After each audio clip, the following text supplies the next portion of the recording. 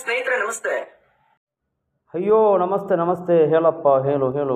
ಕಳೆದ 2-3 ದಿನದಿಂದ ಯಾರೆಲ್ಲ ಸುಹಾಸ್ ಶೆಟ್ಟಿ ಅವರ ಆತ್ಮಕ್ಕೆ ಶಾಂತಿ ಸಿಗಬೇಕು ಅಂದ್ರೆ ಪ್ರತಿಕಾರ ಆಗ್ಬೇಕು ಅಂತ ಹೇಳಿ ಬರೀತಿದಾರೋ ಸೋಷಿಯಲ್ ಮೀಡಿಯಾದಲ್ಲಿ, ಇನ್ಸ್ಟಾಗ್ರಾಮ್ ನಲ್ಲಿ, ಅವರೆಲ್ಲರ ವಿರುದ್ಧ ಕ್ರಮ ಜರುಗಿಸ್ತಾ ಇದ್ದಾರೆ ಪೊಲೀಸ್ನವರು.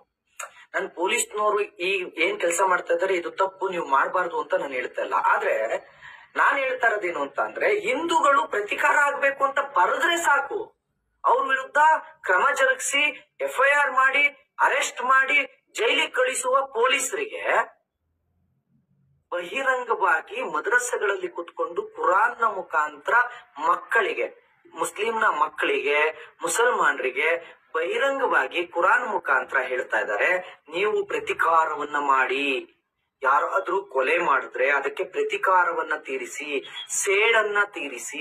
ಏನ್ ಹೇಳ್ತಿದ್ದೀಯಾ? ಸುಹಾಸ್ ಶೆಟ್ಟಿ ಅವರ ಆತ್ಮಕ್ಕೆ ಶಾಂತಿ ಸಿಗಲು ಪ್ರತಿಕಾರ ಆಗಬೇಕು ಎಂದು ಬರೆಯುವುದಲ್ಲ, ಕಠಿಣ ಕಾನೂನಿನ ಮೂಲಕ ಹಿಂಸೆಯನ್ನು ನಿರ್ಮೂಲನೆಗೊಳಿಸಬೇಕು ಎಂದು ಬರೆಯುವುದು ಸುಹಾಸ್ ಶೆಟ್ಟಿ ಅವರ ಆತ್ಮಕ್ಕೆ ಶಾಂತಿ ಸಿಗಲು ಹಾಗೆ ಬರೆಯಬೇಕು. ಪ್ರತಿಕಾರ ಎಂದರೆ ನಮ್ಮ ಊರಿನ ಅವಸ್ಥೆ ಏನಾಗ್ಬೋದು? ಸುಹಾಸ್ ಶೆಟ್ಟಿ ಅವರ ಕೊಲೆ ಪ್ರಕರಣ ಆಗ ಮಸೀದಿಗಳಲ್ಲಿ ಶುಕ್ರವಾರ ಜುಮಾದ ನಂತರ ಎಲ್ಲ ಉಸ್ತಾದರುಗಳು ಅಲ್ಲಿ ಪ್ರಭಾಷಣೆ ಮಾಡಿದ್ದು, ಸುಹಾಸ್ ಶೆಟ್ಟಿಯವರ ಕೊಲೆ ಅದು ಅಕ್ರಮವಾಗಿದೆ, ಯಾರು ಮಾಡಿದ್ದಾರೆ ಅವನು ಮಹಾಪಾಪಿಯಾಗಿದ್ದಾನೆ, ಅವನಿಗೆ ಯಾವತ್ತೂ ದೇವರು ಮನ್ನಿಸಲ್ಲ. ಒಬ್ಬನನ್ನು ಕೊಂದರೆ ಲೋಕದಲ್ಲಿರುವ ಎಲ್ಲ ಜನರನ್ನು ಕೊಂದ ಶಿಕ್ಷೆ ಸುಹಾಸ್ ಶೆಟ್ಟಿಯನ್ನು ಕೊಂದವನಿಗೆ ಅಲ್ಲಾಹು ಕೊಡ್ತಾನೆ. ಯಾಕೆಂದರೆ ಕೊಲೆ ಎಂಬುದು ಪರಿಶುದ್ಧ ಇಸ್ಲಾಮಿನಲ್ಲಿ ಅದು ದೊಡ್ಡ ಅಪರಾಧ. ಅದು 7 ಸಬೂಲ್ ಮುಬಿಕಾತ್ ಎಂಬ ದೊಡ್ಡ ಪಾಪಗಳಿದೆ ಇಸ್ಲಾಮಿನಲ್ಲಿ. ಅದರಲ್ಲಿ ದೊಡ್ಡದಾಗಿದೆ ಈ ಒಬ್ಬನನ್ನು ಕೊಲ್ಲುವುದು. ಅದು ಯಾರೇ ಆಗಲಿ, ಸುಹಾಸ್ ಶೆಟ್ಟಿಯವರಾಗಲಿ, ಅದು ಫಾಜಿಲ್ ಯಾರೇ ಆಗಲಿ, ಹಿಂದೂ ಮುಸ್ಲಿಂ ಅಂತಲ್ಲ, ಒಬ್ಬ ಮುಸ್ಲಿಂ ಮತ್ತೊಬ್ಬನನ್ನು, ಅದು ಮುಸ್ಲಿಮನಂತಲ್ಲ, ಯಾರೇ ಧರ್ಮ ಇರುವವನಾಗಲಿ ಧರ್ಮ ಇಲ್ಲದವನ ಯಾರನ್ನು ಕೊಲ್ಲಬಾರದು. ಕೊಲ್ಲುವುದು ಅದು ದೊಡ್ಡ ಪಾಪ ಆಗಿದೆ. ಅದಕ್ಕೆ ಸುಹಾಸ್ ಶೆಟ್ಟಿಯವರ ಆತ್ಮಕ್ಕೆ ಶಾಂತಿ ಸಿಗಲು ಹಿಂಸೆಯನ್ನು ಕಠಿಣ ಕಾನೂನಿನ ಮೂಲಕ ನಿರ್ಮೂಲನೆಗೊಳಿಸಬೇಕು ಎಂಬುದು ಇನ್ಸ್ಟಾಗ್ರಾಮಲ್ಲಾಗಲಿ, ಫೇಸ್ಬುಕ್ಕಲ್ಲಾಗಲಿ, ಯೂಟ್ಯೂಬಲ್ಲಾಗಲಿ, ಯಾವುದರ ಸೋಷಿಯಲ್ ಮೀಡಿಯಲ್ಲಿ ಆ ಥರ ಬೆರೀಬೇಕು. ಆ ಥರ ಬೆರೆದ್ರೆ ಅದಕ್ಕೆ ಹೇಳುವುದು ಅದು ಸುಹಾಸ್ ಶೆಟ್ಟಿಯವರ ಆತ್ಮಕ್ಕೆ ಶಾಂತಿ ಖಂಡಿತ ಸಿಗ್ತದೆ. ನೀವು ಸೇಡು ತೀರಿಸ್ಕೊಳ್ಬೇಕು, ಪ್ರತಿಕಾರ ಮಾಡ್ಬೇಕು ಅಂತ ಬಹಿರಂಗವಾಗಿ ಕುರಾನ್ ನಲ್ಲಿ ಬೋಧನೆ ಮಾಡ್ತಾ ಇದಾರಲ್ಲ, ಇದರ ವಿರುದ್ಧ ಯಾಕೆ ನೀವು ಕ್ರಮ ಜರುಗಿಸೋದಿಲ್ಲ? ಯಾಕೆ ನಿಮಗೆ ತಾಕತ್ತಿಲ್ವಾ? ಯಾವ ಮೌಲ್ಯಗಳು ಕುರಾನ್ನ ಬೋಧನೆ ಮಾಡ್ತಾ ಈ ವಿಚಾರವನ್ನ ಹೇಳ್ತಾರೋ ಅವರನ್ನ ಬಂಧಿಸಿ ಜೈಲಿಗೆ ಹಾಕಿ ಅವ್ರ ಮೇಲೆ FIR ಮಾಡೋ ತಾಕತ್ ನಿಮಗಿಲ್ವಾ? ನಾನು ಹೇಳ್ತಾ ಇಲ್ಲ ರೀ, ಇದು ಕುರಾನ್ ಹೇಳ್ತಾ ಇರೋದು, ನಾನೆಲ್ಲೋ ಸುಳ್ಳು ಹೇಳ್ತಾ ಇರೋದಲ್ಲ. ಅಲ್ ಬಕರ ಅನ್ನೋ 2ನೇ ಅಧ್ಯಾಯದ 178ನೇ ಭಾಗದಲ್ಲಿ ಹೇಳ್ತಾರೆ, ಶಾಸನ ಮಾಡಿದರಂತೆ ಪ್ರತಿಕಾರ ತೆಗೆದುಕೊಳ್ಳೋದನ್ನ. ಕೊಲೆಯ ಮೊಕದ್ದಮೆಗಳಲ್ಲಿ ಪ್ರತಿಕಾರವನ್ನು ಶಾಸನಗೊಳಿಸಲಾಗಿದೆ, ನೀವು ಪ್ರತಿಕಾರ ತೆಗೆದುಕೊಳ್ಳಿ ಅಂತ. ಆಮೇಲೆ ಸೇಡ್ ತೀರಿಸ್ಕೋಬೇಕು ಅಂತ ಕುರಾನ್ ಹೇಳುತ್ತೆ.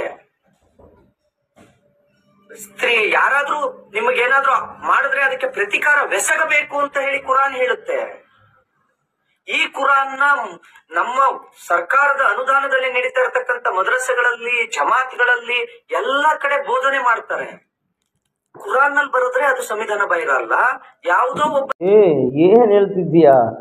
ಮದ್ರಸದಲ್ಲಿ ಕೂತ್ಕೊಂಡು ಮಕ್ಕಳಿಗೆ ಈ ತರ ಎಲ್ಲಿಯಾದರೂ ಒಮ್ಮೆ ಹೇಳಿದ್ದು ನೀನು ತೋರಿಸಿದ್ರೆ, ಮಕ್ಕಳಿಗೆ ಮದ್ರಸದಲ್ಲಿ ಹೇಳಿಕೊಡುವುದು ಅನ್ನಾಸು ಇಖ್ವಾ, ಜನರು ಎಂಬುದು ಅವರ ಸಹೋದರರಾಗಿದ್ದಾರೆ. ನಿನ್ನ ಹತ್ತಿರದಲ್ಲಿ ಇರುವ ಒಬ್ಬನು, ನಾನು ಈಗ ಹಸಿವಿನಿಂದ ಮರಣ ಹೊಂದಿದರೆ ನನಗೆ ಪರಲೋಕದಲ್ಲಿ ಶಿಕ್ಷೆ ಸಿಗಲ್ಲ. ನನ್ನ ಮನೆಯ ಹತ್ತಿರದ ಒಂದು ಸುಹಾಸ್ ಶೆಟ್ಟಿ ಆಗಲಿ, ಯಾರೇ ಆಗಲಿ, ಅಂದರೆ ಕ್ರಿಸ್ಟಿಯಾನಿ ಯಾರೂ ಆಗಲಿ, ಅವನು ಹಸಿವಿನಿಂದ ಮರಣ ಹೊಂದಿದರೆ ಅವನಿಗೆ ಸ್ವರ್ಗ ಸಿಗಲ್ಲ ಅಂತ ಮದ್ರಸದಲ್ಲಿ ಕಲಿಸಿಕೊಡುವುದು. ಮದ್ರಸದಲ್ಲಿ ಈ ಥರ. ಅದಲ್ಲದೆ ಪ್ರತಿಕಾರ, ಕುರ್ಆನ್ನ ಅರ್ಥ ಏನು, ಯಾರಾದರೂ ಒಬ್ಬರು ಪರಿಭಾಷೆ ಬರೆದಿದ್ದನ್ನು ನೀನು ನೋಡಿಕೊಂಡು ಕುರಾನ್ ಖಿಸಾಸ್ ಎಂದರೆ ಏನು ಕಲಿ ಬರೆದ್ರೆ ಅದು ತಪ್ಪು. ಕುರಾನ್ ನಲ್ಲಿ ಅವ್ರು ಬೋಧನೆ ಮಾಡಿದ್ರೆ ಪ್ರತಿಕಾರ ಮಾಡಿ ಅಂತ ಹೇಳಿದ್ರೆ ತಪ್ಪಲ್ಲ.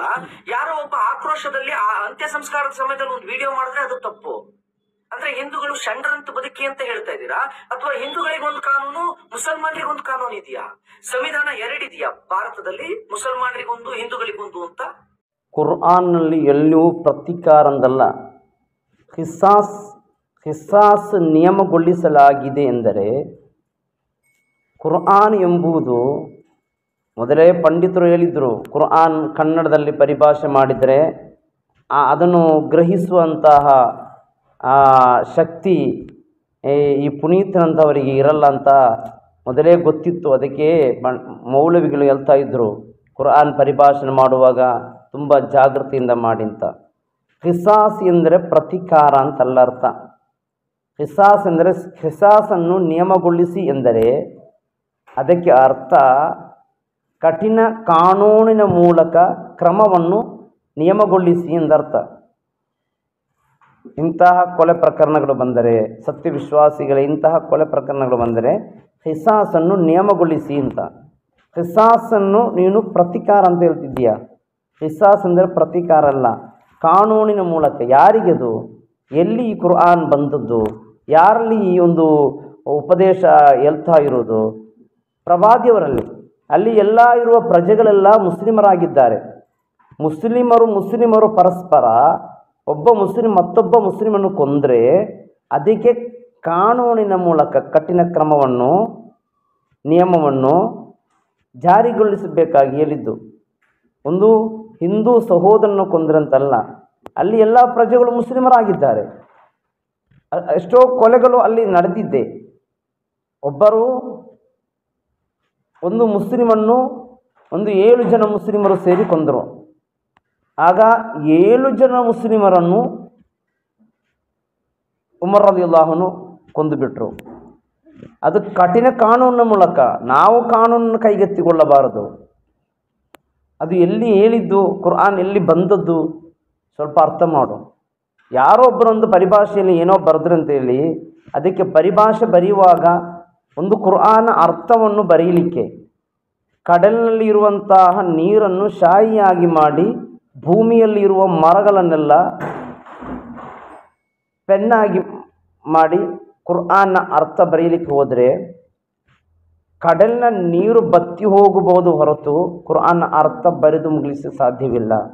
ಅದಕ್ಕೆ ಉಸ್ತಾದರು ಹೇಳಿದ್ದಾರೆ, ನೀವು ಕುರ್ಆನ್ನ ಪರಿಭಾಷೆ ಮಾಡುವಾಗ ತುಂಬ ಜಾಗೃತಿಯಿಂದ. ಈ ಖಿಸಾಸ್ ಎಂಬ ಪದಕ್ಕೆ ಯಾರೋ ಒಬ್ಬರು ಕುರ್ಆನ್ನ ಪ್ರತಿಕಾರ ಸೇಡು ಅಂತ ಬರೆದಿದ್ದರೆ ನಾನು ನೋಡಲಿಲ್ಲ, ಇವನು ತೋರಿಸ್ತಾ ಇದ್ದೇನೆ, ಅದು ಕ್ಲಿಯರಾಗಿ ಕಾಣ್ತಾ ಇಲ್ಲ. ಆ ಥರ ಇಲ್ಲ ಅರ್ಥ. ಖಿಸಾಸ್ ಎಂದರೆ ಕಠಿಣ ಕಾನೂನಿನ ಮೂಲಕ ಅವರಿಗೆ ಶಿಕ್ಷೆ ಆಗಬೇಕು ಅಂತ.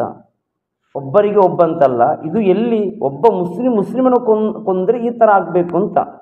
ಒಂದು ಮುಸ್ಲಿಂ ನೋಡಿ, ಮಸೀದಿಯಲ್ಲಿ ಒಬ್ಬ ಹಿಂದೂ ಸಹೋದರ ಬಂದ, ಮಸೀದಿಯಲ್ಲಿ ಮೂತ್ರ ಮಾಡಿದ. ಆಗ ಪ್ರವಾದಿಯವರು ಇದ್ದರು. ಆಗ ಶಿಕ್ಷೆ ಕೊಡಲಿಲ್ಲ. ಯಾಕೆ? ಒಬ್ಬ ಹಿಂದೂ ಸಹೋದರ, ಅವರಿಗೆ ಗೊತ್ತಿಲ್ಲ ಮಸೀದಿಯ ಗೌರವ, ಅದಕ್ಕೆ ಏನು ಶಿಕ್ಷೆ ಬೇಡ. ಒಬ್ಬ ಮುಸ್ಲಿಂ ಆಗಿದ್ದರೆ ನಾನು ಅವನಿಗೆ ಶಿಕ್ಷೆ ಕೊಡ್ತಿದ್ದೆ ಅಂತ ಪ್ರವಾದಿಯವರು ಹೇಳಿದ್ದಾರೆ. ಅರ್ಥ ಮಾಡಬೇಕು. ಯಾವ ಮಸೀದಿಯಲ್ಲಿಯೂ ಇಂತಹ ಬೋಧನೆ ಕೊಡುವುದಿಲ್ಲ. ಮಸೀದಿಯಲ್ಲಿ ಕೊಡುವುದಂಥ ವಿದ್ಯಾರ್ಥಿಗಳಿಗೆ ಕೊಡುವಂತಹ ಪ್ರಬೋಧನೆ ನೀನೊಮ್ಮೆ ಬಂದು ಕೇಳಬೇಕು. ನಾನು ಹೇಳಿದ್ರೆ ಇವತ್ತು ಶುಕ್ರವಾರದಂದು ನಾವು ಮಸೀದಿಯಲ್ಲಿ ಕೊಟ್ಟಂತಹ ಪ್ರಬೋಧನೆ, ಸುಹಾಸ್ ಶೆಟ್ಟಿ ಅವರಿಗೆ ಯಾರೆಲ್ಲ ಸುಹಾಸ್ ಶೆಟ್ಟಿ ಅವರನ್ನು ಕೊಂದಿದ್ದಾರೋ, ಯಾರೆಲ್ಲ ಅದೇ ಅಪರಾಧಿಗಳಿದ್ದಾರೆ ಅವರಿಗೆ ಕಠಿಣ ಶಿಕ್ಷೆ ಆಗಬೇಕು. ಯಾವನೇ ಮುಸ್ಲಿಮನಾಗಲಿ ಯಾರೇ ಆಗಲಿ ಬಿಡಬಾರ್ದು ಅಂತ. ಅದು ಅಪರಾಧ. ಕಾನೂನನ್ನು ಒಮ್ಮೆಯೂ ನಾವು ಕೈಗೆತ್ತಿಕೊಳ್ಳಬಾರದು. ಕುರ್ಆನಲ್ಲಿ ಬಂದಂತಹ ಒಂದೊಂದು ಸೂರತ್ ಒಂದೊಂದು ಆಯಿತು. ಸೂರತ್ತು ಬಕರದ 178ನೇ ಆಯಿತು. ಇದನ್ನು ಕುರಿತು ಕಲಿತವರಲ್ಲಿದ್ದರೆ ಯಾರಲ್ಲಿ ಬೇಕಾದರೂ ಅರಬ್ಬಿ ಗ್ರಾಮರ್ ಗೊತ್ತಿರುವವರಲ್ಲಿ ಕೇಳಿ ನೋಡು. ಖಿಸಾಸ್ ಎಂದರೆ ಪ್ರತಿಕಾರ, ಸೇಡು ಅಂತಲ್ಲ. ಸ್ವಲ್ಪ ಕುರ್ಆನ್ ಕಲಿತು ಮತ್ತೆ ಇಂತಹ ವಿಷಯಗಳ ಕುರಿತು ಮಾತಾಡಬೇಕು. ನಾನು ಯಾವತ್ತೂ ಕನ್ನಡದಲ್ಲಿ ಬರಲ್ಲ, ಕನ್ನಡದಲ್ಲಿ ವಿಡಿಯೋ ಮಾಡಲ್ಲ, ಅಷ್ಟೊಂದು ಕನ್ನಡ ನಮಗೆ ಸರಿಯಾಗಲ್ಲ. ನಿನ್ನ ಈ ಅವಿವೇಕ ಒಂದೊಂದು ಮಾತನ್ನು ಕೇಳುವಾಗ ತುಂಬ ನಗು ಬರ್ತದೆ. ಏನೋ ಯಾರೋ ಒಬ್ಬರು ಏನಂದು ಬರೆದ್ರೆ ಅಂತಾರೆ ಪ್ರತಿಕಾರ ಸೇಡು ಅಂತ ಅದಕ್ಕೆ ಅರ್ಥ ಕೊಡೋದಾ? ಒಮ್ಮೆಯೂ ಇಸ್ಲಾಮಿನಲ್ಲಿ ಆ ಥರ ಇಲ್ಲ. ಪರಿಶುದ್ಧ ಕುರ್ಆನಲ್ಲಿ ಪ್ರತಿಕಾರ ಅಂತ ಇಲ್ಲ. ಪ್ರತಿಕಾರ ಯಾರು ಕೊಡಬಾರ್ದು. ಕಾನೂನಿನ ಮೂಲಕ ಮಾತ್ರ ಇಂತಹ ಹಿಂಸೆಗಳು ಗೊಳಿಸಬೇಕು ಅಂತ ಕುರ್ಆನ್. ಮತ್ತು ಅಲ್ಲಿ ಪ್ರತಿಕಾರ ಸೇಡು ಅಂತ ಕುರ್ಆನ್ನಲ್ಲ ಎಲ್ಲಿ ಬರೆದ್ರು ಅದು ಕಾನೂನು ಬಾಹಿರಾಗಿರ್ತದೆ. ಆ ಥರ ಎಲ್ಲೂ ಬರೀಬಾರ್ದು. ಇನ್ಸ್ಟಾಗ್ರಾಮಲ್ಲಿ ಬರೆದು ನಾವು ಒಬ್ಬ ಕೊಂದರಿಗೆ ನಾವೇ ಪ್ರತಿಕಾರ, ನಾವೇ ಕಾನೂನು ಕೈಗೆತ್ತಿಕೊಳ್ಳೋದಾದರೆ ಇಲ್ಲಿ ಯಾಕೆ ಕಾನೂನಿನ ವ್ಯವಸ್ಥೆ? ಆ ಥರ ಆದರೆ ನಮ್ಮ ದೇಶದ ಅವಸ್ಥೆ ಏನಾಗ್ಬೋದು? ಸ್ವಲ್ಪ ಆಲೋಚನೆ ಮಾಡು. ತನಗೇನಾದರೂ ಒಂದು ಚಿಕ್ಕ ಕಾಪಿ ಕುರ್ಆನಲ್ಲಿಯೋ ಸಿಕ್ಕಿತ್ತು ಅಂತ ಹೇಳಿ ಏನೆಲ್ಲ ದುರ್ವ್ಯಾಖ್ಯಾನ ಮಾಡಬಾರ್ದು. ಸ್ವಲ್ಪ ಅದರ ಕುರಿತು ಕಲಿಬೇಕು. ಯಾರ ಒಂದು ಪರಿಭಾಷೆಯಲ್ಲಿ ಏನೋ ಒಂದು ಅರ್ಥ ಕೊಟ್ರಂತ ಹೇಳಿ ಖಿಸಾಸ್ ಎಂದರೆ ಏನು? ನೀವು ಖಿಸಾಸಿನ ಅರ್ಥ ಹೇಳ್ತಾ ಇರೋದು ಪ್ರತಿಕಾರ. ಖಿಸಾಸ್ ಎಂದರೆ ಪ್ರತಿಕಾರ ಅಲ್ಲ, ಖಿಸಾಸನ್ನು ನಿಯಮಗೊಳಿಸಿ. ಇಂತಹ ಪ್ರಕರಣ ಬಂದರೆ ಖಿಸಾಸನ್ನು ನಿಯಮಗೊಳಿಸಿ. ಎಲ್ಲರೂ ಮುಸ್ಲಿಂ ಪ್ರಜೆಗಳಿರುವಂತಹ ಪರಿಶುದ್ಧವಾದ ಮಕ್ಕಾದಲ್ಲಿ, ಮದೀನದಲ್ಲಿ ಪ್ರವಾದಿಯವರಿಗೆ ಶುದ್ಧ ಕುರ್ಆನ್ ಅಲ್ಲಾಹು ಹೇಳುದು, ಯಾರಾದರೂ ಒಂದು ಮುಸ್ಲಿಮನ್ನು ಕೊಂದರು ಪ್ರತಿಕಾರ, ಒಂದು ಮುಸ್ಲಿಂ ಒಂದು ಹಿಂದೂ ಸಹೋದರನ್ನು ಕೊಂದರು, ಅವನು ಯಾರೇ ಆಗಲಿ, ಅವನು ಆಲಿಮ್ ಆಗಲಿ, ಉಸ್ತಾದ್ ಆಗಲಿ, ಮತ್ತು ಮೌಲವಿ ಆಗಲಿ, ಯಾರೇ ಆಗಲಿ, ಒಂದು ಹಿಂದೂ ಸಹೋದರನ ಕೈ ತೆಗೆದ್ರೆ ಅವನ ಕೈ ತೆಗಿಬೇಕು. ಯಾರು ಮುಸ್ಲಿಮನ ಕೈ ತೆಗಿಬೇಕು. ಅದಾಗಿದೆ. ಅದು ಇಲ್ಲಿ ಅಲ್ಲ, ಇಸ್ಲಾಂ ರಾಷ್ಟ್ರದಲ್ಲಿರುವಂಥ ಪ್ರಬೋಧನೆ. ಅದು ಇವತ್ತು ಬಂದದಲ್ಲ, 1400 ವರ್ಷದ ಮುಂದೆ ಬಂದಂಥ ನಿಯಮಗಳು. ಇಸ್ಲಾಂ ಜಗತ್ತಿಗೆ ಶಾಂತಿಯನ್ನು ಬೋಧನೆ ಮಾಡಿದೆ. ಇಸ್ಲಾಂ ಜಗತ್ತಿಗೆ ಶಾಂತಿಯನ್ನು ಬೋಧನೆ ಮಾಡಿದೆ. ಹಿಂಸೆಯನ್ನು ಕಾನೂನಿನ ಮೂಲಕ ನಿರ್ಮೂಲನೆಗೊಳಿಸುವುದು ಶಾಂತಿಯ ಬೋಧನೆಯಾಗಿದೆ. ಅದೇ 178ನೇ ಆಯತ್ತಲ್ಲಿ ಇರುವುದು ಅದೇ ಶಾಂತಿಯ ಬೋಧನೆ. ಅದಾಗಿದೆ.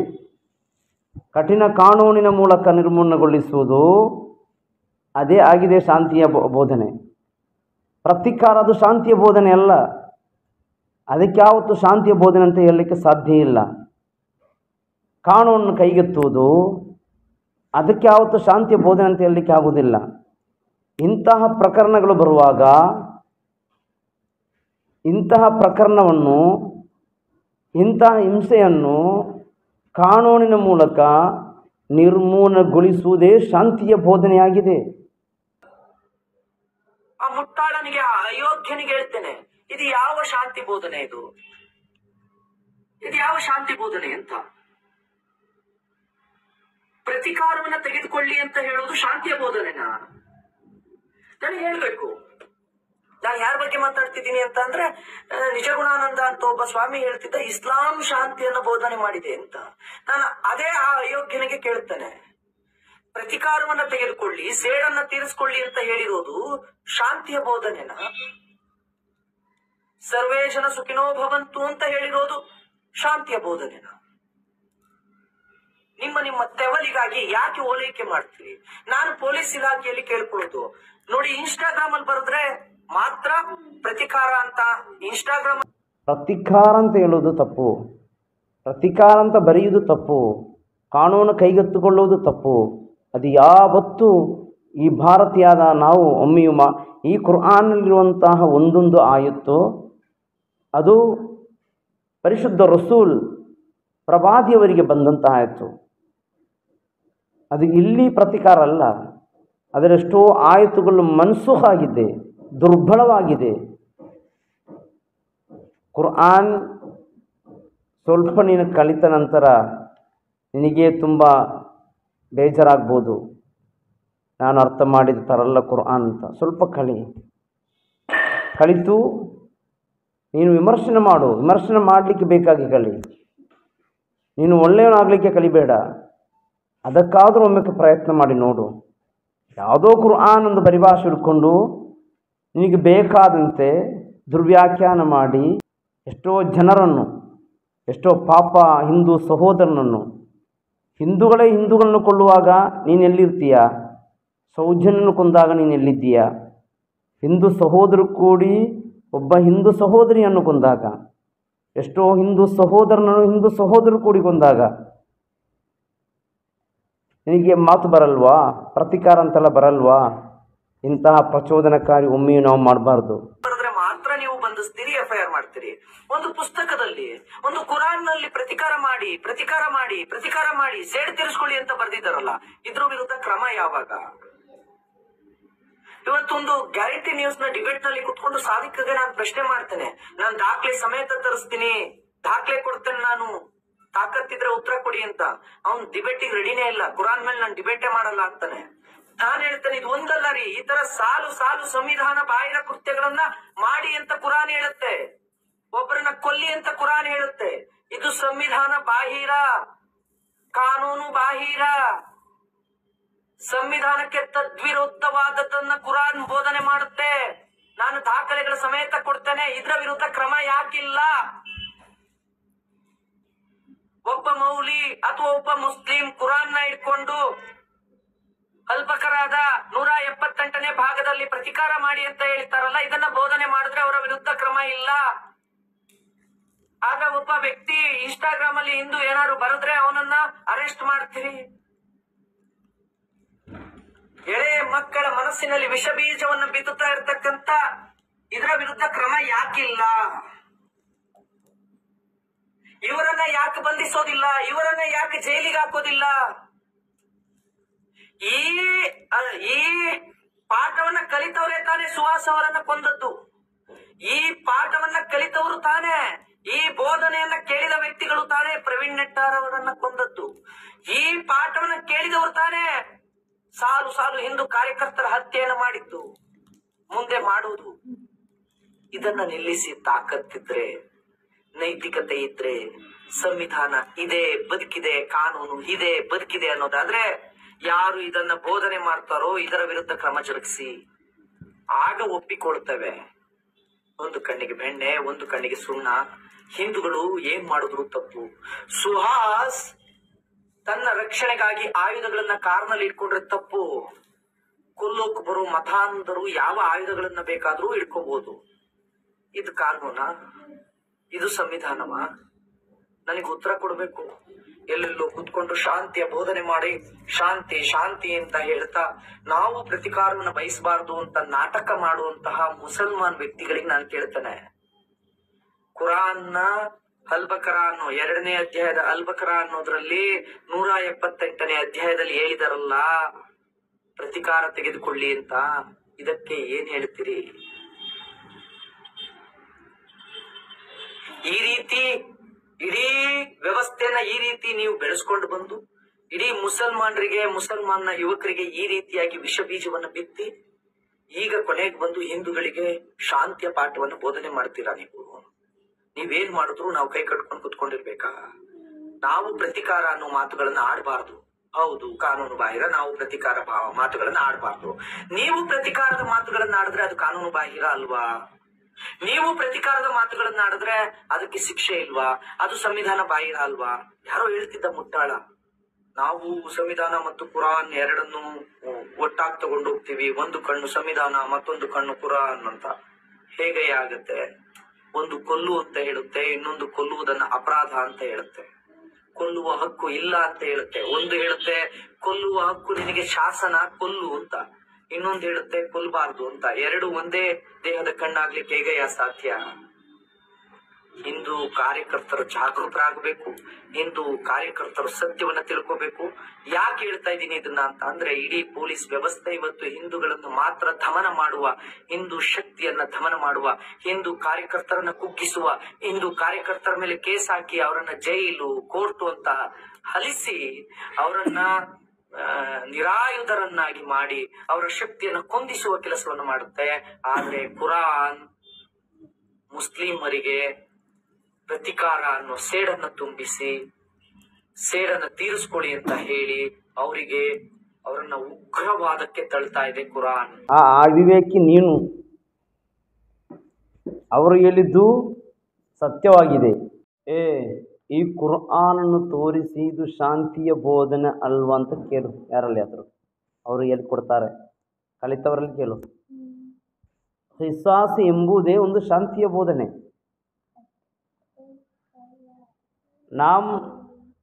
ನಮ್ಮ ಕೈಯಲ್ಲಿ ಕಾನೂನೆತ್ತಿದ್ರೆ ಇಲ್ಲಿ ಶಾಂತಿ ಇರಲ್ಲ. ಪಾಪ ಎಷ್ಟೋ ಹಿಂದೂ ಸಹೋದರರು, ಎಷ್ಟೋ ಮುಸ್ಲಿಂ ಸಹೋದರರು, ಎಷ್ಟೋ ಕ್ರೈಸ್ತವ ಸಹೋದರರು ನಿನ್ನಂತಹ ಈ ಉದ್ರೇಕ ಭಾಷಣದಿಂದ ಇಲ್ಲದಂತಹ ಕುರ್ಆನ್ ಇಲ್ಲದಂತಹ ಅರ್ಥಗಳನ್ನು ಹೇಳಿ ಯಾವ ಸಂದರ್ಭದಲ್ಲಿ ಆಯತ್ತು ಬಂದಿದೆ, ಇದು ಯಾರಿಗೆ ಆಗಿದೆ ಈ ಹಿಸ್ವಾಸ್, ಈ ಕಾನೂನು ಕಠಿಣ ಕ್ರಮ ಯಾರಲ್ಲಿ ಹೇಳಿದೆ ಅಂತ ನೀವು ಸ್ವಲ್ಪ ಅರ್ಥ ಮಾಡಬೇಕಾಗ್ತದೆ. ಮುಸ್ಲಿಮರೊಂದಿಗೆ ಹೇಳಿದಂತಹ ಈ ಕ್ರಮ. ಸೌದಿ ಅರೇಬಿಯಾಗೆ ಹೋಗಿ ನೋಡಿ ನೀನು, ಅಲ್ಲಿ ಇರುವ ಎಲ್ಲ ಪ್ರಜೆಗಳು ಮುಸ್ಲಿಮರಾಗಿದ್ದಾರೆ.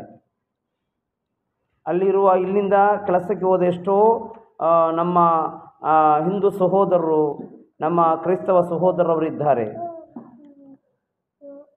ಅವರಲ್ಲಿ ಕೇಳಿ ನೋಡು, ಇಲ್ಲಿ ನಡೆದಂತಹ ಯಾವುದಕ್ಕೂ ಪ್ರತೀಕಾರವಾಗಿ ಅಲ್ಲಿ ನೀಡುತ್ತಾ ಇಲ್ಲ. ಅಲ್ಲಿ ಒಂದು ಹಿಂದೂ ಸಹೋದರನನ್ನು ಅಲ್ಲಿಯ ಪ್ರಜೆಯಾದ ಒಂದು ಮುಸ್ಲಿಂ ಸಹೋದರನ ಕೊಂದು ನೋಡಲಿ, ಹಿಸಾಸಲ್ಲಿ ಬರ್ತದೆ. ಅಲ್ಲಿ ಒಂದು ಪ್ರಜೆ ಇಲ್ಲಿಂದ ಹೋದಂತಹ ಒಂದು ಹಿಂದೂ ಸಹೋದರನ ಕೊಂದರೆ, ಮುಸ್ಲಿಂ ಸಹೋದರನ ಒಂದು ಕ್ರೈಸ್ತವ ಸಹೋದರನ ಕೊಂದರೆ, ಆ ಕೊಂದಂತಹ ಮುಸ್ಲಿಂ ಸಹೋದರನ ಕೊಂದು ಬಿಡ್ತಾರೆ, ಹಿಸಾಸ್ ಮಾಡ್ತಾರೆ. ಅಲ್ಲಿ ಜನರ ಪ್ರತೀಕಾರಕ್ಕೆ ಕಾನೂನು ಕೈಗೆತ್ತಿಕೊಳ್ಳುವುದಲ್ಲ, ಅಲ್ಲಿನ ಕಾನೂನಿನ ವ್ಯವಸ್ಥೆ. ಇಸ್ಲಾಂ ರಾಷ್ಟ್ರದಲ್ಲಿ ಪ್ರವಾದಿಯವರು ಇರುವಾಗ ಇಸ್ಲಾಂ ರಾಷ್ಟ್ರವಾಗಿತ್ತು, ಅಲ್ಲಿ ಮುಸ್ಲಿಮರು ಮಾತ್ರ ಇದ್ದರು. ಆ ಮುಸ್ಲಿಮರಲ್ಲಿ ಅಂತ ಹೇಳಿದಂತಹ ಪ್ರಬೋಧನೆ ಆಗಿದೆ. ಹಿಂದೂ ಸಹೋದರರಿಗೆ ಅಲ್ಲಿ ಮುಸ್ಲಿಂ ಸಹೋದರಿಗೆ ಪ್ರತೀಕಾರ ಅಲ್ಲ ಇದರ ಅರ್ಥ. ಸ್ವಲ್ಪ ಅರ್ಥ ಮಾಡು, ಸ್ವಲ್ಪ ಕುರ್ಆನ್ ಕಲಿ. ಎಷ್ಟೋ ನಿನ್ನಂತಹ ಅವಿವೇಕಿಗಳಲ್ಲ, ಎಷ್ಟೋ ಒಳ್ಳೆಯ ಸಹೋದರರು ಕುರ್ಆನ್ ಕಲಿತವರಿದ್ದಾರೆ. ಒಮ್ಮೆ ಸ್ವಲ್ಪ ಸಮಯ ಸಿಕ್ಕಿದಾಗ ಹಿಸಾಸ್ ಎಂಬ ಪದದ ಅರ್ಥವನ್ನಾದರೂ ಕಲಿ, ಹಾಗೆಲ್ಲ ಅರ್ಥ ಆಗ್ತದೆ. ಏನೆಲ್ಲ ಬಾಯಿಗೆ ಬಂದಂತ ಹೇಳಬೇಡ. ಇದಕ್ಕಿಂತ ಪ್ರಚೋದಿತರಾದ ಹಿಂದೂ ಸಹೋದರರು ಪಾಪ ಆ ಸುಹಾಸ್ ಶೆಟ್ಟಿ ಅವರೊಂದು ಮನೆ ನೋಡುವಾಗ ತುಂಬ ಬೇಸರ ಆಗ್ತಾ ಇದೆ. ಒಂದು ಮನೆ ಕೂಡ ಮಾಡಲಿಲ್ಲ. ನಿನ್ನಂತಹವರಿಂದ ಪ್ರಚೋದನಕಾರಿ ಭಾಷಣ ಕೇಳಿ ಪಾಪ ಏನು ಬೇಕಾದರೂ ನಿನ್ನಂಥವರಿಂದ ಸೇಡು ತೀರಿಸಲಿಕ್ಕೆ ಅಂತ ಒಂದೊಂದು ಪ್ರಕರಣಗಳು ಇಲ್ಲಿ ನಡೀತಾ ಇದೆ. ಇಲ್ಲಿ ಬೇಸರ ಯಾರಿಗೆ? ನಿನಗೆಲ್ಲ. ಅವರ ತಂದೆ ತಾಯಿಯವರಿಗೆ ಯಾವತ್ತೂ ಮರೆಯಲಿಕ್ಕೆ ಆಗೋದಿಲ್ಲ. ಅವ್ರಿಗೆಷ್ಟು ಬೇಸರ ಆಗ್ತದೆ ಗೊತ್ತಾ? ನೀನು ಸುಹಾಸ್ ಶೆಟ್ಟಿಯವರ ಶಾಂತಿಗೆ ಆತ್ಮಕ್ಕೆ ಶಾಂತಿ ಸಿಗೋಣ ಅಂತ ಹೇಳುವಾಗ ಎಷ್ಟೊಂದು ಒಳ್ಳೆಯಂಥ ಜನರೆಲ್ಲ ನೆನೆಸಿದಂಥ ನಿನ್ನ ಈ ಒಂದು ದುರ್ವ್ಯಾಖ್ಯಾನ ಉಂಟಲ್ಲ, ತುಂಬ ಬೇಜಾರಾಗ್ತದೆ ಕೇಳುವಾಗ. ಪಾಪ ನನ್ನೆಷ್ಟೋ ಹಿಂದೂ ಸಹೋದರರಿದ್ದಾರೆ, ನಮ್ಮ ಮನೆ ಹತ್ರ ಎಷ್ಟೋ ಹಿಂದೂ ಸಹೋದರರಿದ್ದಾರೆ. ನಾವೆಷ್ಟು ಸಂತೋಷದಿಂದ ಬಾಳ್ತಾ ಇದ್ದೇವೆ. ಇದನ್ನೆಲ್ಲ ಇಂತಹ ಪ್ರಚೋದನಕಾರಿ ಭಾಷಣ ಮಾಡಿ ಹಿಂದೂ ಮುಸ್ಲಿಮರಲ್ಲಿ ವಿಷ ಬೀಜವನ್ನು ಇಟ್ಟು ಜನರಿಗೆ ವಿಷ ಭಾಷಣ ಮಾಡಿ ದುರ್ವ್ಯಾಖ್ಯಾನ ಮಾಡುವಂತಹ ಇಂತಹ ನೀಚ ಕೃತ್ಯ ನಿಲ್ಲಿಸಬೇಕು. ಏನಪ್ಪ ದಾಖಲೆ ಅಂತ ಹೇಳ್ತಿದ್ಯಾ? ಈ ದುರ್ವ್ಯಾಖ್ಯಾನವನ್ನು ದಾಖಲೆ ಅಂತ ಹೇಳೋದಾ? ಅದು ನಿನ್ನಂಥವರಿಗೆ ದಾಖಲಾಗ್ಬೋದು. ಬುದ್ಧಿವಂತವರು ಇದ್ದಾರೆ, ಕುರ್ಆನ್ ಕಲಿತವರು ಇದ್ದಾರೆ, ಇಲ್ಲಿ ಅವರಿಗೆ ದಾಖಲಾಗೋದಿಲ್ಲ. ದಾಖಲೆಯನ್ನು ಕೊಡ್ತಾನಂತೆ. ದಾಖಲೆ ಏನು ಹೇಳ್ತಿದ್ದೀಯಾ? ಬಾಯಿಗೆ ಬಂದುದಲ್ಲ ಇದೇ ದಾಖಲೆನಾ? ಈ ದುರ್ವ್ಯಾಖ್ಯಾನಕ್ಕೆ ದಾಖಲೆ ಇಲ್ವಾ? ನಿನಗೆ ತಾಕತ್ತಿದ್ರೆ ನೀನು ಕುರ್ಆನ್ ಆಯತ್ತುಗಳಿಗೆ ಅರ್ಥ ಹೇಳ್ಬೇಡ, ಕುರ್ಆನ್ ಅರ್ಥ ಹೇಳು. ಕುರ್ಆನ್ ಅರ್ಥ ಹೇಳು, ಮತ್ತೆ ಡೆಬಿಟ್ ಮತ್ತೆ ದಾಖಲಲ್ಲ. ದಾಖಲಲ್ಲಿ ಇರಲಿ, ಫಸ್ಟಿಗೆ ಕುರ್ಆನ್ ಅರ್ಥ ಹೇಳು. ಕುರ್ಆನ್ ಆಯತ್ತುಗಳ ಅರ್ಥ ನಿನಗೆ ಹೇಳಲಿಕ್ಕೆ ಸಾಧ್ಯನೇ ಇಲ್ಲ.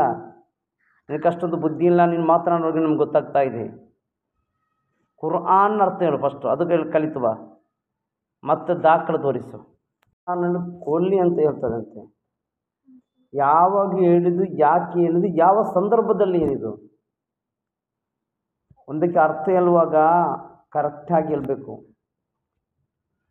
ಅದು ಹೇಳಿದ ಸಂದರ್ಭ ಒಂದು ಆಯತ್ತು, ಒಂದು ಪ್ರತಿಕಾರವಾಗಿ ಕಾನೂನು ಕೈಗೆತ್ತಿಕೊಂಡು ಒಬ್ಬರಿಗೆ ಸೇಡು ತೀರಿಸಿ ಒಬ್ಬನನ್ನು ಕೊಲ್ಲಿ ಅಂತ ಕುರ್ಆನ್ ಎಲ್ಲಿ ಆದರೂ ಹೇಳಿದರೆ ಕಾನೂನು ಬಾಹಿರ, ದಾಖಲೆ ಸಮೇತ ಕೊಡ್ತೇನೆ, ನಾನು ದುರ್ವ್ಯಾಖ್ಯಾನ ಮಾಡ್ತೇನೆ ಅಂತ ಹೇಳು. ನಾನು ದುರ್ವ್ಯಾಖ್ಯಾನ ಮಾಡ್ತೇನೆ, ವಂಚನೆ ಮಾಡ್ತೇನೆ, ಪ್ರಚೋದನಕಾರಿ ಪ್ರಭಾಷಣೆ ಮಾಡ್ತೇನೆ, ನಿಮ್ಮನ್ನು ಮಂಕು ಮರಳು ಮಾಡ್ತೇನೆ ಅಂತ ಹೇಳು, ದಾಖಲೆ ಕೊಡ್ತೇನೆ. ಕ್ರಮ ಮಾಡಲಿಕ್ಕೆ ಅವ್ರಿಗೆ ಕುರ್ಆನ್ ಅರ್ಥ ಗೊತ್ತು. ಅವರಿಗೆ ಅದರ ಅರ್ಥ ಏನು, ಕಿಸ್ಸಾಸ್ ಅಂದರೆ ಏನೋ ಅವ್ರಿಗೆ ಗೊತ್ತು. ಅದಕ್ಕೆ ಕ್ರಮ ತೆಗಲಿಲ್ಲ. ನಿನಗೆ ಅದರ ಅರ್ಥ ಗೊತ್ತಿಲ್ಲ, ನೀನು ಬೊಗಳ್ತಾ ಇದ್ದೀಯ. ಈ ಪಾಠವನ್ನು ಕಲಿತವರು ಯಾವತ್ತಿಗೂ ಸುವಾಸನ್ನು ಕೊಳ್ಳಲ್ಲ. ಈ ಪಾಠವನ್ನು ಕಲಿತವರು ಕಾನೂನಿನ ಮೂಲಕ ಪ್ರತಿಕ್ರಮ, ಇಂತಹ ಹಿಂಸೆಯನ್ನು ನಿರ್ಮೂಲನೆಗೊಳಿಸಲು ಹೋರಾಟ ಮಾಡ್ತಿದ್ರು. ಈ ಪಾಠ ಕಲಿಯದ ಕಾರಣ ಮುಸ್ಲಿಂ ನಾಮಧಾರಿಗಳಾದಂಥವರು, ಮುಸ್ಲಿಂ ಹೆಸರು ಮಾತ್ರ ಇಟ್ಕೊಂಡು ಇಸ್ಲಾಂ ಏನು ಅಂತ ಏನು ಗೊತ್ತಿಲ್ಲದವರು ಇಂತಹ ಕೃತ್ಯಗಳನ್ನು ಮಾಡ್ತಾ ಇದ್ದಾರೆ. ಹೊರತು ಯಾವತ್ತಿಗೂ ಈ ಪಾಠವನ್ನು, ಅದರ ಅರ್ಥವನ್ನು ಕರೆಕ್ಟಾಗಿ ಕಲಿತವರಂಥವರು ಯಾವತ್ತಿಗೂ ಸುಹಾಸ್ ಶೆಟ್ಟಿಯನ್ನಾಗಲಿ ಒಂದು ಇರುವೆಯನ್ನು ಆಗಲಿ ಕೊಳ್ಳಲ್ಲವರು, ಯಾವತ್ತಿಗೂ ಕೊಳ್ಳಲ್ಲ. ಪ್ರವೀಣ್ ನಟ್ಟಾರನ್ನು ಕೊಂದದ್ದು, ಸುಹಾಸ್ ಶೆಟ್ಟಿಯವರನ್ನು ಕೊಂದದ್ದು, ಅವರಲ್ಲಿ ಹೋಗಿ ಕೇಳು ಕಿಸ್ಸಾಸ್ ಎಂದರೆ ಅದರ ಅರ್ಥ ಏನು, ಅವ್ರಿಗೆ ಗೊತ್ತಿರಲ್ಲ. ಅವರು ನಿನ್ನವರಂತವರೇ, ಅವ್ರಿಗೆ ಗೊತ್ತಿಲ್ಲ. ಕಿಸ್ಸಾಸ್ನ ಅರ್ಥ ಅವರು ಹೇಳಿದರೆ, ಅವರು ಈ ಪಾಠವನ್ನು ಕಲಿತು ಸುಹಾಸ್ ಶೆಟ್ಟಿಯನ್ನು ಕೊಂದಿದ್ರೆ ಖಂಡಿತ ಸಾಧ್ಯನೇ ಇಲ್ಲ. ಕಾರಣ ಅದರ ವ್ಯಾಖ್ಯಾನ ಕಲಿತವರು. ಯಾವತ್ತಿಗೂ ಒಬ್ಬನನ್ನು ಕೊಂದರೆ ಅದಕ್ಕೆ ಪ್ರತಿಕಾರ ನೀಡುವುದು ಸರಿಯಲ್ಲ. ಕಾನೂನಿನ ಮೂಲಕ ಮಾತ್ರ ಇಂತಹ ಪ್ರತಿಕ್ರಮ ಮಾಡಬೇಕು ಅಂತ ಪರಿಶುದ್ಧ ಕುರ್ಆನ್ ಹೇಳುವಾಗ, ಯಾವತ್ತಿಗೂ ತನ್ನ ಸ್ವಂತ ತಂದೆಯನ್ನು, ಮಗನನ್ನು ಕೊಂದರೂ ಸಹ ಪ್ರತಿಕಾರ ಮಾಡಲ್ಲ. ಅವರಿಗೆ ಅರ್ಥ ಗೊತ್ತಿಲ್ಲ. ನಿನ್ನಂಥವರು ಸುಹಾಸ್ ಶೆಟ್ಟಿಯವರು ಕೊಂದವರನ್ನ ಹೋಗಿ ಕೇಳು ಕಿಸ್ಸಾಸ್ ಅಂದರೆ ಅದರ ಅರ್ಥ ಏನು ಅಂತ ಕೇಳು, ಅವರು ಎಲ್ಲಿಂದ. ನಟ್ಟಾರನವ್ರು ಕೊಂದವರು ಅವರ ಅರ್ಥ ಹೇಳಿ. ಅವರಿಗೆ ಇಸ್ಲಾಂ ಯಾವತ್ತಿಗೂ ನೀನು ಎಷ್ಟು ಪ್ರಚೋದನಕಾರಿ ಭಾಷಣ ಮಾಡಿದ್ರು, ಒಂದು ವೇಳೆ ಒಂದು ಕುರ್ಆನ್ ಕಲಿತವರು ಪ್ರತಿಕಾರ ಮಾಡಲ್ಲ, ಯಾವತ್ತಿಗೂ ಸೇಡು ತೀರಿಸಲ್ಲ. ಕಾನೂನಿನ ಮೂಲಕ ಒಂದು ಕುರ್ಆನ್ ಕಲಿತವರು ಹೋರಾಟ ಮಾಡ್ಬೋದು. ಹೊರತು ಪ್ರತಿಕಾರ ಮಾಡಿದರೆ ಅದು ತಪ್ಪಾಗಿರ್ತದೆ, ಅದು ದೊಡ್ಡ ಪಾಪವಾಗಿರುತ್ತದೆ. ದೇವರು ಅಲ್ಲಾಹು ಅದಕ್ಕೆ ದೊಡ್ಡ ಶಿಕ್ಷೆ ಕೊಡ್ತಾನೆ ಎಂದು ವಿಶುದ್ಧ ಕುರ್ಆನಲ್ಲಿದೆ. ಯಾರು ಏನು ಹೇಳಿದ್ರು ಎಲ್ಲೂ ದೊಡ್ಡ ವಿಷಯ ಅಲ್ಲ, ಬಾಯಿಗೆ ಬಂದಾಗ ಹೇಳ್ತಾರೆ. ಆದರೆ ಒಬ್ಬರಿಗೂ ಒಬ್ಬರ ರಕ್ತವನ್ನು ಒಬ್ಬರನ್ನು ಕೊಲ್ಲುವುದು ಯಾವತ್ತೂ ಇಸ್ಲಾಂ ಅದಕ್ಕೆ ಅಧಿಕಾರ ಕೊಟ್ಟಿಲ್ಲ. ಕಾನೂನಿನ ಮೂಲಕ ಹೋರಾಟ ಮಾಡಬೇಕು. ಇಂಥ ಕುರ್ಆನ್ ಬಂದಂತಹ ಒಂದೊಂದು ಆಯತ್ತುಗಳು 4000 ವರ್ಷಗಳ ಮುಂಚೆ ಎಲ್ಲ ಪ್ರಜೆಗಳು ಮುಸ್ಲಿಮ್ ಆಗಿರುವಂತಹ ದೇಶದಲ್ಲಿ ಬಂದಂತಹ ಕುರ್ಆನ್ ಆಯತ್ತುಗಳಾಗಿದೆ ಎಂದು ನೆನಪಿರಲಿ. ನೀನು ಹೇಳಿದ ಥರ ಯಾರಾದರೂ ಈ ಕಿಸ್ಸಾಸ್ ಎಂಬ ಪದಕ್ಕೆ ಅರ್ಥ ಅದಕ್ಕೆ ದುರ್ವ್ಯಾಖ್ಯಾನವಾಗಿ ಅಲ್ಲ, ಸರಿಯಾದ ಅರ್ಥ ಯಾರಾದರೂ ಹೇಳಿಕೊಟ್ಟು ಇಲ್ಲಿ ಸೇಡನ್ನು ತೀರಿಸಲಿಕ್ಕೆ ಹೇಳಿದರೆ ಅದರಲ್ಲಿ ಫಸ್ಟಿಗೆ ಹೇಳುತ್ತಾನೆ, ಯಾ ಅಯ್ಯುಹಲ್ಲದೀನ ಆಮನು, ಓ ಸತ್ಯವಿಶ್ವಾಸಿಗಳೇ. ಸತ್ಯವಿಶ್ವಾಸಿಗಳೊಂದಿಗೆ ಆಗಿದೆ. ಒಂದು ವೇಳೆ ಎಲ್ಲ ಜನರೊಂದಿಗೆ ಆಗಿದ್ದರೆ ಯಾ ಅಯ್ಯುಹನ್ನಾಸ್ ಅಂತ ಇರ್ತಿದೆ. ಸತ್ಯವಿಶ್ವಾಸಿಗಳೊಂದಿಗೆ ಮಾತನಾಡುವುದು. ವಿಶ್ವಾಸಿಗಳಿಂದ ಇಂತಹ ಒಂದು ಪ್ರಕರಣ ಬಂದರೆ ನೀವು ಕಿಸ್ಸಾಸ್ ನಿಯಮವನ್ನು ಹಿಸಾಸನ್ನು ನಿಯಮಗೊಳಿಸಿ ಅಂತ ಹೇಳ್ತಾ ಇದೆ ಹೊರತು ಯಾ ಅಯ್ಯುಹನ್ನಾಸ್ ಓ ಜನರೇ ಇಂತಹ ಒಂದು ಪ್ರಕರಣ ಬಂದರೆ ಅಂತಲ್ಲ. ಅದು ವಿಶ್ವಾಸಿಗಳೊಂದಿಗೆ ಮುಸ್ಲಿಮಿಗಳಂತೆ ಪರಸ್ಪರ ಇರುವಂಥ ಹಿಸಾಸಿನ ಕುರಿತು ಕಾನೂನಿನ ಮೂಲಕ ಇರುವ ಇಂತಹ ಕೃತ್ಯಗಳು ಬಂದರೆ ಕಾನೂನಿನ ಮೂಲಕ ಅದನ್ನು ನಿರ್ಮೂಲನೆಗೊಳಿಸಬೇಕಾಗಿ ಹೇಳಿದಂತಹ ಒಂದು ಪದವಾಗಿದೆ ಹಿಸ್ವಾಸ್ ಎಂಬುದು.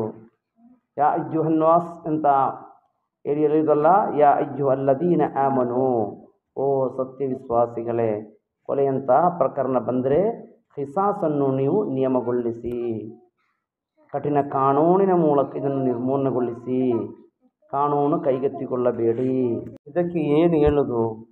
ನಿನ್ನಂತಹವರಲ್ಲಿ ಇದಕ್ಕೆ ಏನು ಹೇಳಿ ಪ್ರಯೋಜನ ಇಲ್ಲ. ಅರ್ಥ ಆಗಲ್ಲಲ್ವಾ? ನಿದ್ರೆ ಮಾಡುವವನಿದ್ದಾನಲ್ಲ ಅವನನ್ನು ಎಬ್ಬಿಸ್ಬೋದು. ನಿದ್ದೆ ಮಾಡುವ ಥರ ನಾಟಕ ಮಾಡ್ತಾನಲ್ಲ ಅವನು ಎಬ್ಬಿಸಲು ಸಾಧ್ಯವಿಲ್ಲ. ನಿನಗೆ ಗೊತ್ತು ಇದರ ಅರ್ಥ ಈ ಥರ ಅಲ್ಲ ಅಂತ, ಆದರೆ ದುರ್ವ್ಯಾಖ್ಯಾನ ಮಾಡಲಿಕ್ಕೂ ನಿನಗೆ ಗೊತ್ತು. ಹೇಗೆ ಬೇಕಾದರೂ ನಾಲಿಗೆ ಹೋಗ್ತದಲ್ಲ, ನಿನ್ನಂಥವರಿಗೆ ಇದಕ್ಕೆ ಉತ್ತರ ಕೊಡಲಿಕ್ಕೆ ಸಾಧ್ಯ ಇಲ್ಲ. ಕಾರಣ ಅರ್ಥ ಆಗಲ್ಲ. ಅರ್ಥ ಆಗುವವರೆಗೂ ಉತ್ತರ ಕೊಡ್ಬೋದು. ನಿನಗೆ ಹೇಳಿದರೆ ಅರ್ಥ ಆಗಬೇಕಲ್ಲ. 178ನೇ ಆಯಿತು, ಅದನ್ನು ಸ್ವಲ್ಪ ಕೇಳಿ ಕಲಿತು ಮತ್ತು ಉತ್ತರ ಕೊಡಬೇಕು ಅಗತ್ಯ ಇಲ್ಲ. ಅದರಲ್ಲೇ ಉತ್ತರ ಇದೆ ಅಲ್ಲ. ಹಿಸಾಸ್ ಅಂತ ಇದ್ದರೆ ಅದೇ ಉತ್ತರ. ಹಿಸಾಸ್ ಎಂದರೆ ಉತ್ತರ, ಮತ್ತು ಪ್ರತ್ಯೇಕ ಉತ್ತರ ಯಾಕೆ ಅದಕ್ಕೆ? ಹಿಸಾಸ್ ಎಂಬುದೇ ಉತ್ತರ. ಅದಕ್ಕೆ ಸೇಡು ಪ್ರತೀಕಾರ ಅಂತಲ್ಲ, ಅದರ ಅರ್ಥವೇ ನಿನಗೆ ಉತ್ತರ. ಮತ್ತು ಯಾಕೆ ಬೇರೆ ಒಂದು ಉತ್ತರ? ಸ್ವಲ್ಪ ಚಿಂತನೆ ಮಾಡಿ ಅರ್ಥ ಮಾಡಿ ಮತ್ತೆ ಬೋಧನೆ ಮಾಡು. ಕೈ ಕಟ್ಕೊಂಡು ಕೂತ್ಕೊಳ್ಬೇಡ. ಕಾನೂನಿನ ಮೂಲಕ ಹೋರಾಟ ಮಾಡಬೇಕು. ಸಂವಿಧಾನ ಇದೆ, ಕಾನೂನಿನ ಮೂಲಕ ಹೋರಾಟ ಮಾಡು. ಕೈ ಕಟ್ಕೊಂಡು ಕೂತ್ಕೊಳ್ಬಾರ್ದು. ಯಾರು ಕೂತ್ಕೊಳ್ಬಾರದು.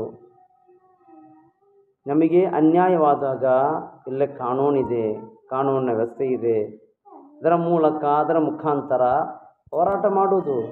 ಅದಲ್ಲದೆ ನೀನೇ ಕೈಯಲ್ಲಿ ಆಯುಧಗಳನ್ನು ಹಿಡ್ಕೊಂಡು ನನ್ನ ಆತ್ಮರಕ್ಷಣೆಗೆ ಯಾಕೆ ಆಯುಧ? ಇಲ್ಲೇ ಕಾನೂನಿದೆ, ನಿನಗೆ ಆತ್ಮರಕ್ಷಣೆ ಬೇಕಾದರೆ ಕೊಡ್ತದೆ. ಅದಕ್ಕೆ ಬೇಕಾಗಿ ಕೈ ಕೊಟ್ಟು ಕೂತ್ಕೊಳ್ಬೇಕಂತ ಕೇಳುವಾಗಲೇ ಗೊತ್ತಾಗ್ತದೆ ಇಲ್ಲಿ ಶಾಂತಿ ಕದಡಬೇಕು, ಕೋಮು ಪ್ರಚೋದನಕಾರಿ ಭಾಷಣ ಮಾಡಬೇಕು, ಇಲ್ಲಿ ಅದೆಷ್ಟೋ ಹಿಂದೂ ಪಾಪ ಸಹೋದರರ ಜೀವ ಹೋಗಬೇಕು. ನೀನು ಕೊಟ್ಟಂತಹ ಕೊಡುಗೆ ಇದಾಗಿದೆ, ಸಮಾಜಕ್ಕೆ ಕೊಟ್ಟಂತಹ ಕೊಡುಗೆ ಇದಾಗಿದೆ. ಎಷ್ಟೋ ಅಮಾಯಕರಾದ ಹಿಂದೂಗಳ ಜೀವ ಹೋಯಿತು ನಿನ್ನಂತಹವರ ಈ ಒಂದೊಂದು ಮಾತಿನಿಂದ. ನಾವು ಕೂತ್ಕೊಳ್ಬೇಕಾ? ಕೈ ಕಟ್ಟಿ ಕೂತ್ಕೊಳ್ಬೇಕಾ? ಇದು ಕೇಳುವಾಗ ಏನಾಗ್ತದೆ? ಓ, ಕುರ್ಆನಲ್ಲಿ ಈ ಥರ ಇದೆ ಅಲ್ಲ, ನಾವು ಮಾತಾಡೋದು ಕೂತ್ಕೊಳ್ಬಾರ್ದು, ನಾವು ಪ್ರತೀಕಾರ ಮಾಡಬೇಕು. ಕುರ್ಆನ್ ಹೇಳಿದೆ. ದುರ್ವ್ಯಾಖ್ಯಾನ ಮಾಡಿ ಜನರನ್ನು ಮಂಕುಮರಳು ಮಾಡಿ ಯಾಕೆ ಈ ಥರ ಜೀವನ ಮಾಡಬೇಕು? ಪ್ರತೀಕಾರದ ಮಾತು ಯಾರು ಹಾಡಿದರೂ ಅದು ಕಾನೂನು ಬಾಹಿರ. ಎಲ್ಲರೂ ಪ್ರತೀಕಾರ ತೀರಿಸಲಿಕ್ಕೆ ಹೊರಟ್ರೆ ಏನಾಗ್ಬೋದು? ಸ್ವಲ್ಪ ಕಾಮನ್ ಸೆನ್ಸ್ ಇದ್ದರೆ, ಸಾಮಾನ್ಯ ಬುದ್ಧಿ ಇದ್ದರೆ ಸ್ವಲ್ಪ ಆಲೋಚನೆ ಮಾಡು. ಯಾರು ಮಾಡಿದರೂ ಅದು ಕಾನೂನು ಬಾಹಿರ. ನಮ್ಮ ದೇಶದ ವ್ಯವಸ್ಥೆ ಏನಾಗ್ಬೋದು? ನಾವು ಕೈ ಕಟ್ಟು ಕೂತ್ಬೇಕಾ? ಈ ಮಾತುಂಟಲ್ಲ, ಇದಕ್ಕಿಂತ ದೊಡ್ಡ ವಿಷ ಬೇರೆ ಇಲ್ಲ. ಪಾಪ ನನ್ನೆಷ್ಟೋ ಸಹೋದರರಿದ್ದಾರೆ. ಅವರು ಎಷ್ಟೊಂದು ಒಳ್ಳೆಯ ಅವರ ಒಂದು ಮಾತು ಎಲ್ಲ ಕೇಳುವಾಗ ಎಷ್ಟು ಖುಷಿಯಾಗ್ತದೆ. ನಮ್ಮ ಊರಲ್ಲಿ ಪೆರುನಾಳಿರುವಾಗ ಮತ್ತು ಕಾರ್ಯಕ್ರಮಗಳಿರುವಾಗ ಅವರು ಬರೋದು. ನನ್ನ ಮನೆಯ ಹತ್ತಿರ ಒಬ್ಬರಿದ್ದಾರೆ, ನಾವು ಎಷ್ಟು ಪ್ರೀತಿಯಿಂದ ಇದ್ದೇವೆ. ಅವರು ಬೇರೆ ನಾವು ಬೇರೆ ಅಂತ ಎಲ್ಲ ಒಟ್ಟಿಗೆ ಪ್ರೀತಿಯಿಂದ ವಿಶ್ವಾಸದಿಂದ ಆ ಥರ ಜೀವನ ಮಾಡಬೇಕು. ಅಂತಹ ಒಳ್ಳೆಯ ಸಂದೇಶಗಳನ್ನು ಸಮಾಜಕ್ಕೆ ಕೊಡಿದುಬಿಟ್ಟು ನಾವು ಕೈ ಕಟ್ಕೊ. ಊರಲ್ಲಿ ಒಂದು ಕಮಿಟಿ ಇರಬೇಕು. ಆ ಕಮಿಟಿಯಲ್ಲಿ ಆ ಊರಿನ ಎಲ್ಲ ಹಿಂದೂ ಸಹೋದರರು, ಕ್ರೈಸ್ತ ಸಹೋದರರು, ಮುಸ್ಲಿಂ ಸಹೋದರರು ಒಟ್ಟಿಗೆ ಸೇರಿ ಒಂದು ಕಮಿಟಿ ಇರಬೇಕು. ಆ ಕಮಿಟಿಯಲ್ಲಿ ಒಂದು ತೀರ್ಮಾನ ಮಾಡಬೇಕು. ಇಂತಹ ಪ್ರಚೋದನಕಾರಿ ಭಾಷಣ ಮಾಡಿ ಅದೆಷ್ಟೋ ಹಿಂದೂ ಸಹೋದರರ ಜೀವ ತೆಗೆಯುವಂತಹ ಕೆಲಸ ಮಾಡುವಂತಹ ಇಂತಹ ನೀಚ ಭಾಷಣಕಾರರನ್ನು ನಮ್ಮ ಊರಿನ ಹತ್ತಿರ ಸಹ ಸುಳಿಯಲು ಬಿಡಬಾರದು. ಇವರಿಂದ ಆಗುವ ನಷ್ಟ, ಇವರಿಂದ ಸಮಾಜಕ್ಕೆ ಸಿಗುವಂಥ ಕೊಡುಗೆಯನ್ನು ಹೇಳೋದು ಈ ಹಿಂದೂ ಸಹೋದರರ ಜೀವ ಹೋಗುವಂತಹ ಕೃತ್ಯಗಳು ನಡೆಯುತ್ತದೆ. ನಾವು ಮಾತನಾಡೋದು ಕೂತ್ಬಿಡ್ಬೇಕು. ಇಂಥ ಎಲ್ಲ ಹೇಳಿ ಈ ಹಿಂದೂ ಸಹೋದರನ ಪ್ರಚೋದನೆ ಮಾಡಿ ಇಲ್ಲಿ ಗಲಭೆ ಸೃಷ್ಟಿ ಮಾಡಿಸಲು, ಇಲ್ಲಿ ಕೋಮು ಸೌಹಾರ್ದಕ್ಕೆ ಧಕ್ಕೆ ಉಂಟು ಮಾಡುವಂತಹ ಕಾರ್ಯಗಳು ನಡೀತಾ ಇರ್ತದೆ. ಅದಕ್ಕೆ ನಾವೆಲ್ಲ ಸಹೋದರರು, ನಾವು ಮುಸ್ಲಿಂ ಹಿಂದೂ ಕ್ರೈಸ್ತ ಏನೂ ಇಲ್ಲದೆ ನಾವೆಲ್ಲ ಒಟ್ಟಿಗೆ ಸೇರಿಕೊಂಡು ಎಲ್ಲ ಊರುಗಳಲ್ಲಿ ನಾವು ಹಳ್ಳಿಯ ಕಷ್ಟದಲ್ಲಿರುವಂತಹ ಹಿಂದೂ ಸಹೋದರರಿಗೆ ನಾವು ಅವರಿಗೆ ಉಪಕಾರ ಮಾಡುತ್ತಾ ಅವರಿಂದ ಕರುಣೆ ತೋರುವಂಥ ಕೆಲಸ ಮಾಡಬೇಕು. ಹಿಂದೂ ಸಹೋದರರು ಸೇರಿ ಮುಸ್ಲಿಮರಲ್ಲಿ ಇಂತಹ ಪ್ರಚೋದನಕಾರಿ ಭಾಷಣ ಮಾಡುವಂತಹ ಇವರು ಸಮಾಜದಿಂದ ಇವರ ಸಮಾಜಿಗೆ ಕೊಡುವಂತಹ ಇವರಿಂದ ಸಿಕ್ಕುವಂತಹ ಉಪಕಾರ ಏನು ಎಂದರೆ ಹಿಂದೂ ಸಹೋದರರ ಜೀವ ಹೋಗುವುದಲ್ಲದೆ ಮತ್ತೇನು ಇವರು ಕೊಡುಗೆಯಾಗಿ ಸಮಾಜಕ್ಕೆ ಕೊಟ್ಟಿಲ್ಲ. ಇಂಥವರಿಂದ ಜಾಗೃತರಾಗಲು ನಾವೆಲ್ಲರೂ ಒಟ್ಟಿಗೆ ಸೇರಿಕೊಂಡು ಇಂತಹ ಪ್ರಚೋದನಕಾರಿ ಭಾಷಣ ಮಾಡುವವರನ್ನು ಇಲ್ಲಿ ಅವರಿಗೆ ಕಡಿವಾಣ ಆಗಬೇಕು. ಅದು ಕಾನೂನು ಮುಖಾಂತರವೇ ಆಗಬೇಕು. ನಾವು ಕಾನೂನು ಕೈಗೆ ತೆಕ್ಕೊಂಡು ಒಮ್ಮೆ ಸಹ ಇಂತಹ ಕೃತ್ಯಕ್ಕೆ ಹೋಗಬಾರದು. ಇಲ್ಲಿನ ಕಾನೂನು ವ್ಯವಸ್ಥೆಯನ್ನು ಕಾಪಾಡಿಕೊಳ್ಬೇಕು. ಎಲ್ಲರಿಗೆ ಶುಭವಾಗಲಿ.